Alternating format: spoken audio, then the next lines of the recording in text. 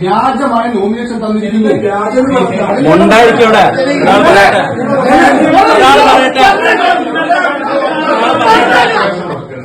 എന്തെങ്കിലും കുറവുകളോ എന്തെങ്കിലും വേരിയേഷൻ ഉണ്ടെങ്കിൽ അത് ചാലഞ്ച് ചെയ്യേണ്ടത് കോടതിയാണ്. ആ കോടതിയെ നിയമമായ ഉത്തരവ് എല്ലാവരും പാലിക്കാൻ ബാധ്യസ്ഥരാണ്.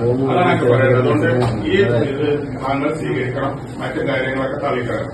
അതൊരു സംഗതി അവർ പറയുന്നത് യോഗ്യതയും അയോഗ്യതയാണ്. ഇതിന്റെ തർക്കമില്ല. യോഗ്യതയല്ല പ്രശ്നം.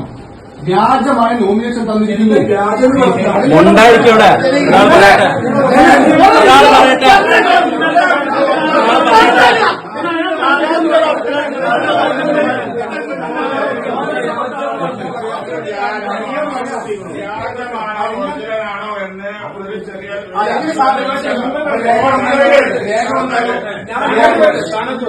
മണ്ണാർക്കാട് കോടതി സിവിൽ കേസ് പിന്നെ ക്രിമിനൽ കേസ് കമ്മ്യൂണിക്കേഷൻ പറഞ്ഞു.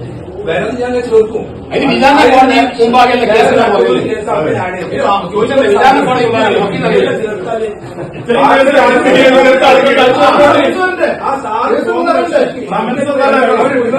കോടതി